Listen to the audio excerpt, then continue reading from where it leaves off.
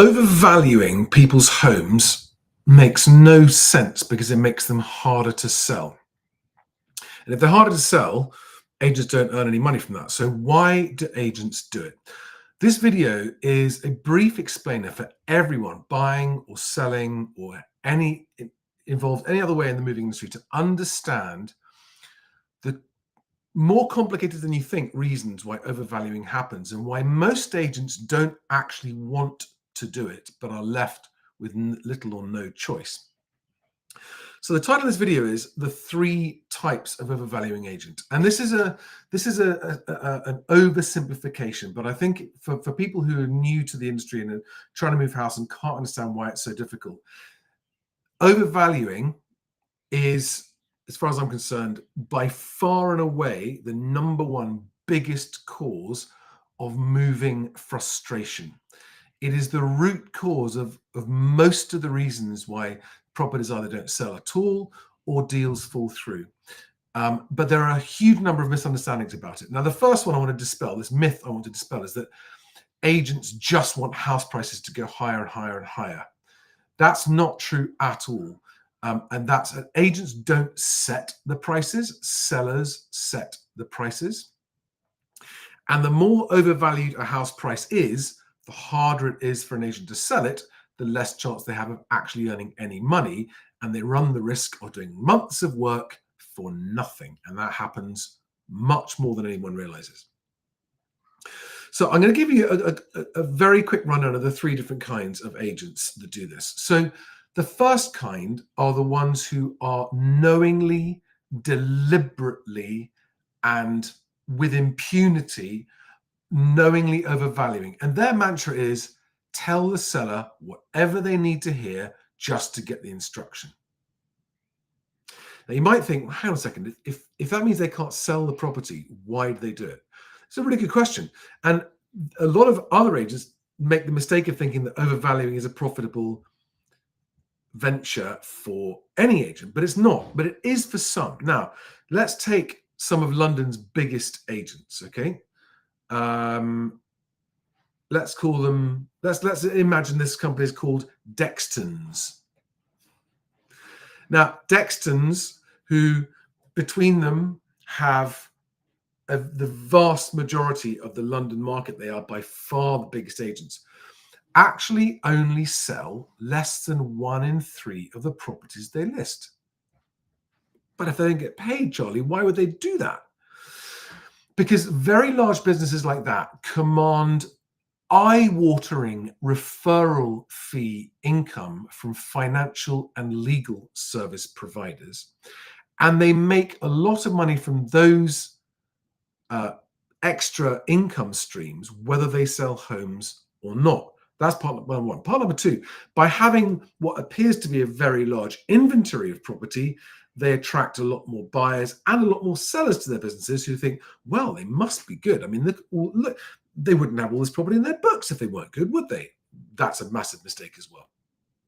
But by looking busy, there's this mantra among agents, which is boards breed boards. And to an extent, that's true, but for the wrong reasons. So if you see loads and loads of for sale boards with one agent, you think, well, they must be a really good agent. But actually, what you should be looking for is sold boards. Now, this first kind, what I call the deliberate overvaluing agent, that's kind number 1, type number 1. Why do they do it? They do it because it's really simple. They tell a seller, we can get you more for your house than anyone else. Name your number, we can get it. I mean, I'm exaggerating, but that's basically what happens. They also go, and on top of that, we've got a really, really low fee. We'll get you loads of money. We'll charge you a low fee. Just sign here. And there's one board every minute, and most sellers, proven by the market share data, most sellers will fall for this.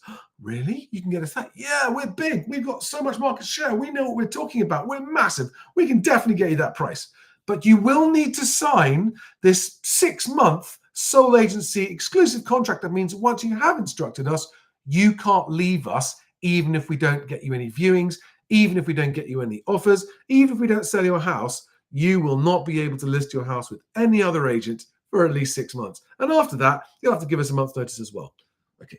Some of them are a little bit less than 6 months, but you get my drift, okay?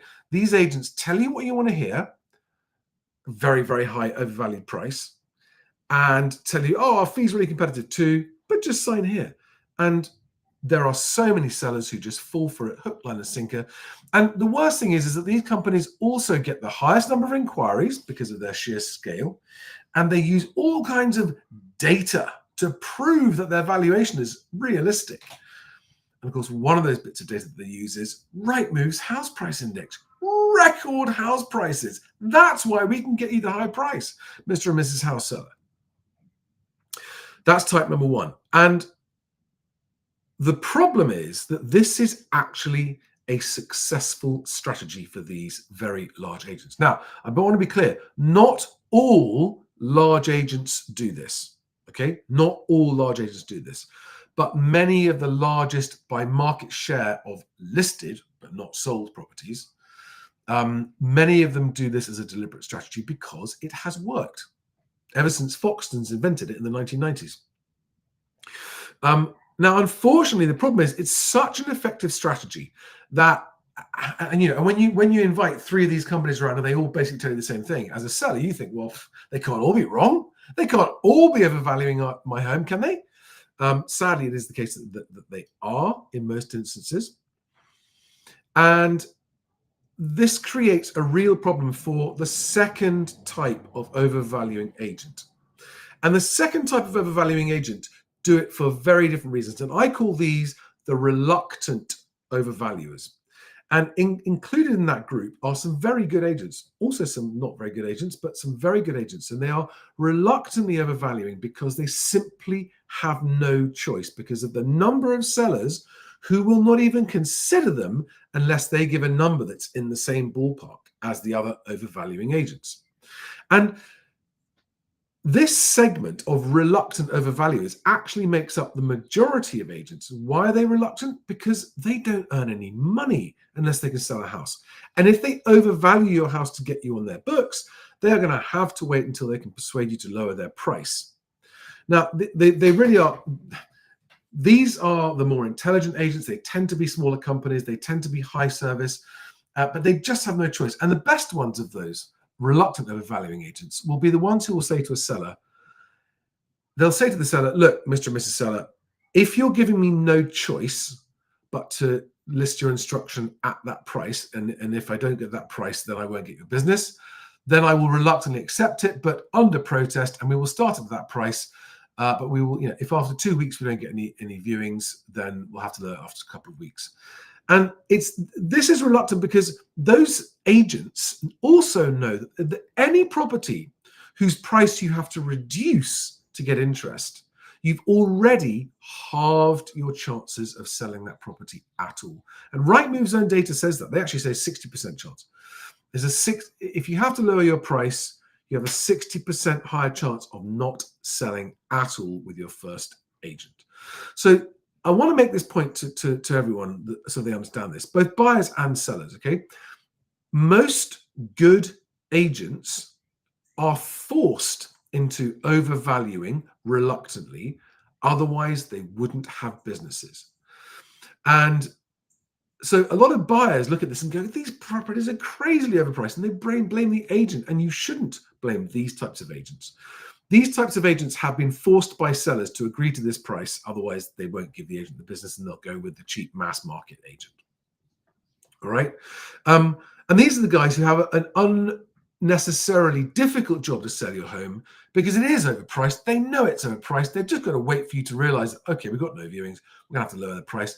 But then the agent, another reason why they're reluctant to do this is because when they do lower the price, it makes them look bad. They don't want, no agent worth their salt and no agent who cares about their reputation wants to publish price reductions. It makes them look bad. And it's another reason why they're so reluctant to overvalue in the first place. But in the face of this relentless price pumping by Rightmove's record house price index and all the newspapers parroting that press release without question, it's no wonder that sellers are so convinced of these record house prices. So if you're not going to tell me I can get a record price for my house, I'm going to go with an agent that does, because we don't know as sellers that we've got a less than 50% chance of actually selling. We're just blinded. We're like house selling zombies. But everyone says that record prices, right? So It's a nightmare for good agents. And it's why overvaluing is killing so many good agents' businesses and pipelines. And it's why it's making pipelines take much longer. Quick reminder, Rightmove's own figures are that it's an average of 62 days to find a buyer. That's over 2 months, right? 2 months to just get a sale agreed. And on average, that is too long. A good agent will get your house under offer within 28 days if you allow them to market it at an intelligent price. So that's type number 2, the reluctant over. Type number 1, deliberate overvaluer. List and lock. They list it and lock you into a long-term agency contract, and they've got you, and then they'll make lots of money selling mortgages and conveyancing to other people because they've got your house on their books, and they don't care whether they sell it or not. I mean, if they can sell it, great, but they don't care. Whereas the category number 2, the reluctant overvaluers, do want to sell your home because they don't make nearly as much money off referral fees. They make most of their income off actual selling agent fees, which they don't make if they don't sell your house. And they don't want a long transaction period either. So 62 days to find a buyer plus 154 days. So it's 216 days currently, according to Rightmove, is the average time it takes from listing a property to exchange, if you exchange at all. And that's bad news for good agents. They don't want to do that, okay? And type number 3, it's ignorance, it's inexperience, and it's just sort of idiocy. These are the worst types of agents, right? Excluding the fraudulent criminals who are just, they should be locked up. There is a category of agent who they come from the group of people who think, selling houses is easy. You just put on Rightmove. That's it. Just put on Rightmove and wait. That's all you have to do to sell a house. They are truly, and I say this not as an insult, just as a genuine observation, they are totally ignorant of the process, ignorant of how the market works, and they don't even know that they're overvaluing. They'll be like, yeah, it doesn't really matter. We'll take it on. What price would you like to go on at? Okay, we'll put it on that price. They'll say what they need to get the seller's business without even knowing that it's too high a price or that affects their chance of selling. And I'll just pop it on and hope for the best. Really nice people, some of these people, completely ignorant to the actual realities of selling a house, and it's why there are so many properties sitting on Rightmove unsold after months and months and months. I mean, often they're so nice they won't lock you into long agency contract, and they just convinced by their own idea of how the industry works, and actually these guys do the industry a lot of harm. But they don't do it as much harm as the first group, because the first group of deliberate overvaluers that list your property, lock you into a long agency contract, they're the ones that are forcing all the good agents to participate in reluctant overvaluing as well. Now, those are the 3 types of overvaluing agent: deliberate overvaluers, reluctant overvaluers, and idiot overvaluers who just don't even know they're doing it. And because most normal agents don't earn any money unless a property is sold, overvaluing, what do you think it does to how long it takes to find a buyer? The more a property is overvalued, the longer it takes to find a buyer, right? So overvaluing makes it harder to even get viewing inquiries and offers made, okay? It's just not because it just sits there. Then you've got to reduce the price, and of course most sellers won't reduce the price enough, especially if the overvaluing is the worst, and it starts making the agent look bad and you still haven't sold it, and it just takes longer and longer and longer to find a buyer and wait for the seller to actually come to terms with what the market will pay for their home in this market. Another thing so let's just say, okay, seller finally accepts reality and accepts an offer that's made on their home. The other thing that overvaluing does is that it tricks a lot of buyers into overpaying. They don't mind because they think they can afford it, so they make the offer, they get it, they go, yay, we've got our property, and it's a big discount off the asking price, so we're not overpaying and we're happy and we just want to get into our home. And the mortgage lending, they've been pre-approved, they've got a decision in principle, and then the mortgage lender goes around and goes, sorry, no, that property is not worth that much money. And so we're now several months into the process, and the lender's valuer has gone, it's not worth that much. Sorry, it's worth a lot less. And so what does that mean? That deal falls through. And that's a waste of the seller's time, and it's a waste of the buyer's time, and it's a waste of the agent's time, and it's a waste of everybody's money. And that is another direct consequence of overvaluing. And then another thing that happens is that a lot of buyers who are persuaded into paying a price that they're told is reasonable, that they have to pay if they want to get the property, because transaction times are taking so long, and as time goes on, they realize got that nagging feeling, oh, this is too much money, we're overpaying, it's not worth it, keeping an eye on everything else that's happening, realizing slowly but surely this isn't worth it. So they wait for an excuse, typically the structural survey, the building survey, and they go, oh, we're really sorry, we want to renegotiate the price down. And they're correct to do that, but yet again, the deal will either fall through or get delayed, and you're back to square one, and everyone's had a waste of time and money. Overvaluing is the single most damaging, time-consuming, time-wasting, money-wasting thing that most agents don't want to do but have no choice, that exists because the largest volume agents who don't care whether they sell your house or not can make money other ways. They actually often make a higher fee on the income they get from a mortgage commission and conveyancing commission than they make from selling homes at all. And if you are a seller with if you're unfortunate enough to be a seller with one of those agents that's got an in-house broker and they refer you to their partner conveyancers, and you get a cash offer on your home, they don't want a cash offer on your home because they won't make any money from a cash buyer, because they won't make any mortgage commission. So you often won't even hear about that from those guys.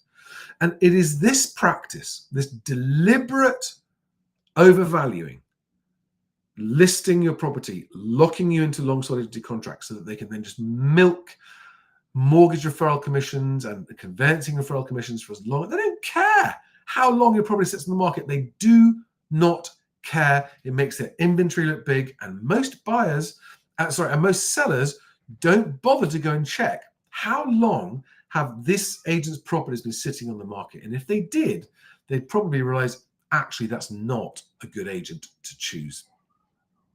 All right, guys, I hope that's helpful. I just wanted to do a quick one and just give you the background context of overvaluing.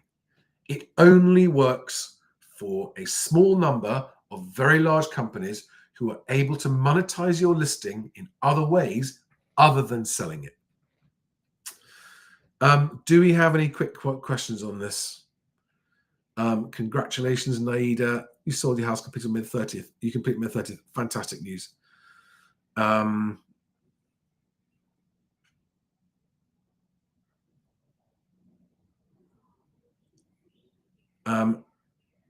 Bowl Cura says, hi, Charlie. I've used your first time buyer template twice. No offers accepted yet.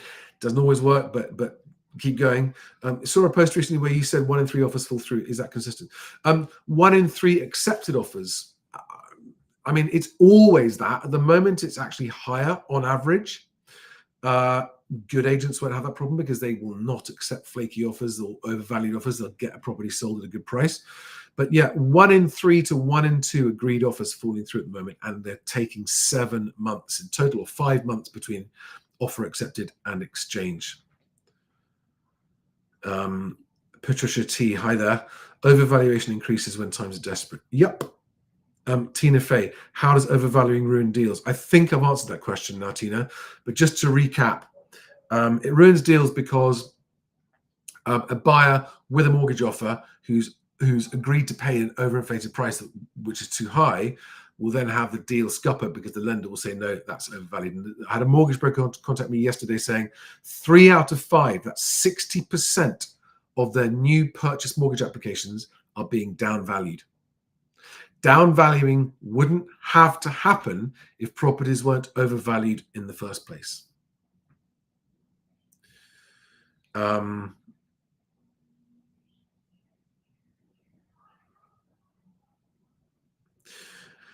I like borrowing things says we should be able to calculate fair value for the housing market based on price to earnings and the cost of borrowing. The trouble is every single property has a unique value. Even 2 identical properties next door to each other will have a different value based on the interior condition. I mean, even based on something like the smell. If one house has been lived in for 10 years by a family with lots of dogs and they've been smokers and they've smoked in their house full of dogs, wet dog smell, and the other house has been lived in by someone with a sort of cleaning compulsion, where it smells amazing and it's fresh and nice, that is something that will not come across in the photographs. It will not come across in the description, and it will not come across until people go and view the property. And when it does, guess what happens? One of those two identical properties will sell for a lot more than the other one. Okay, one property might have a crack in it. One property might have a view that's better than the other property, even though they're identical. One of them might have different kitchens. One of them might have one of them may be been lived in by someone who's put in a fantastic high-tech room-by-room central heating system that means that their heating bills are much lower.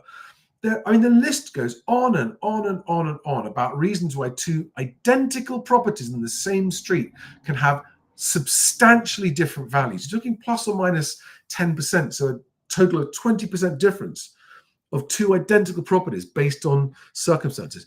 One of them might have horrible neighbors with rusty scrap heap cars outside their driveway, and the other one doesn't, right? That will affect it, and it won't be in the photographs, and it won't be in the description. The list goes on and on and on and on. You cannot value homes with an algorithm. I know people do, but it just doesn't make sense. And it's why for an individual seller and an individual buyer, it comes down to the unique set of circumstances of your home and the unique circumstances you have of why you're moving. Those are the things that will affect the final sale price of your home. And for buyers as well, you've got to get out and you've got to view. And you've got to base your viewing based on that unique property's circumstances, specification, condition, neighbors, view, all those things. Okay. Michelle says, my neighbor has just put up his bungalow for sale at a ridiculous price. See, these are often good people, but they read the media, and month after month after month after month, Rightmove says house prices record, they're higher, they're going up when they're not. And it's not unfair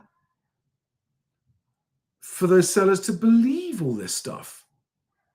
The industry as a whole does this relentless price pumping that makes people absolutely sure of their property's value.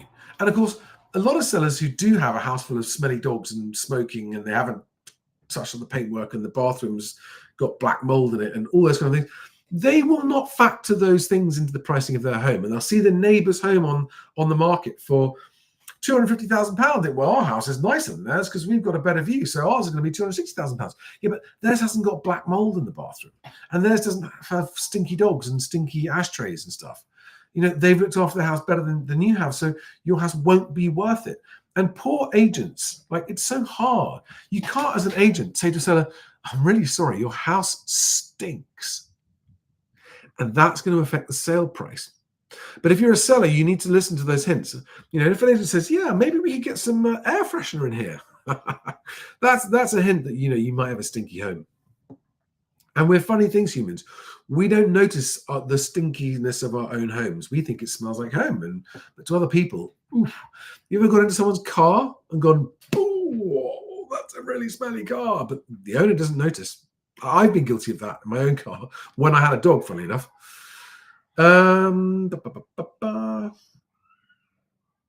Yeah, Michelle goes on to say, I've seen 2 local properties where they're reducing the price each month. So far, a drop of around £45,000 each.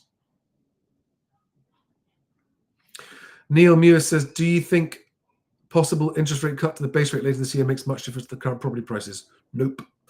I think even if there is an interest rate cut later this year, which I'm not expecting, it'll be a small one, and it will not make a noticeable difference to property prices for some company. It'll help definitely. And there'll be a sort of massive cheering, and everyone's going to go, that's it, property prices are going back to the moon. But it won't, on its own, won't make a big difference because it's price to earnings. It's a bigger deal. It's real wages growth, that kind of stuff. Yeah, Check D says, thank you for your invaluable advice and clear explanations, Charlie. You are most welcome. I hope this has been helpful. I now have to hit the road. Plane to catch, back to Blighty. And I hope this is helpful, guys. I hope this is helpful. Now, if you are choosing your agent, choose your agent to sell your house like your future depends on it, because it does. Do not choose your agent based on what they think your house is worth, because even the agents who want to be honest will find it hard to be honest because they'll be scared of scaring you off. The question to ask your agent is, what will you do that other agents don't do that will get me competing bidders on my home? Because that is the only way to discover the best price the market will pay for your home. And that's what you need, right? And if you only get one offer, you have almost certainly undersold your property. And if you list your property for too high a price to begin with because you fell victim to overvaluing, and you have to wait and you have to lower your price and wait and lower your price, all the buyers out there are going to assume there's something wrong with your home and they won't even come and look at it. And that's when you end up having to get just one offer and you reluctantly accept it. And you've almost certainly sold it for less than the market would have paid for your home had it been marketed properly. Good agents are worth their weight in gold. And good agents will change your life, because a good agent will get you moved and sold sooner for a better price, and therefore into a newer house with a better budget sooner. That's why your choice of agent is life-changing. Cannot stress it enough. And I'm not telling you who to choose. I'm advising you how to choose. When they start pulling out these flip charts and iPad presentations, guff. You don't want to hear it, right? Just what, and you want to see that they've noticed the unique aspects of your home, and you want to hear an agent being honest about the good and the bad things about your home, because they're going to be more realistic about getting it sold. So if you are a seller who needs to sell and you're serious about selling, you want an agent that listens to you, understands what you want and what you're hoping to achieve, but is then ruthlessly honest with you about what you need to do to get your home sold.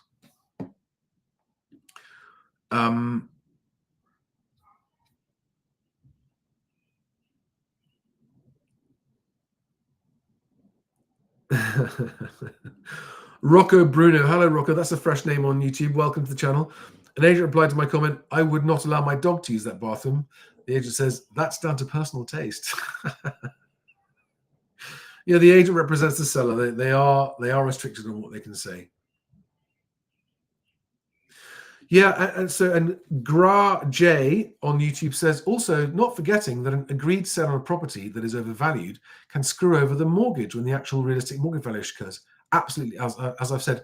And not only that, I forgot this really big important thing, right? If you are in a chain, and many movers are in chains, in fact, most movers are in chains. If you are in a chain and you've been sensible and you've priced it correctly and you've got a good buyer, but your buyer is selling and their buyer, it's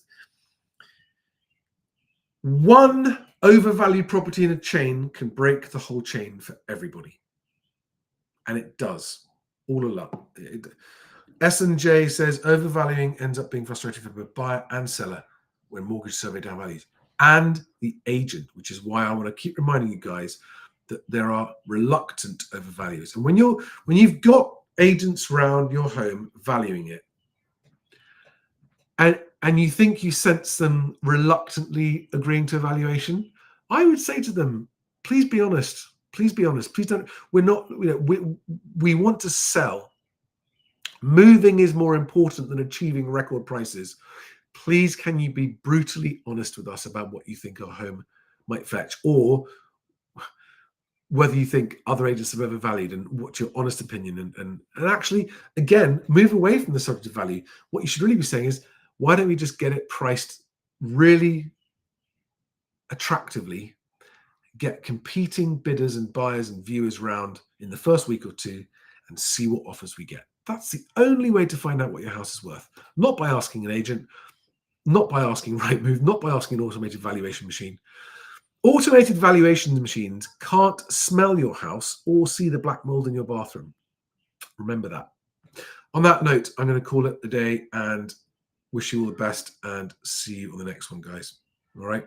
Have a good one, and just don't overprice your property, and understand that most agents have to overprice stuff and they really don't want to. Thanks, guys. See you the next one.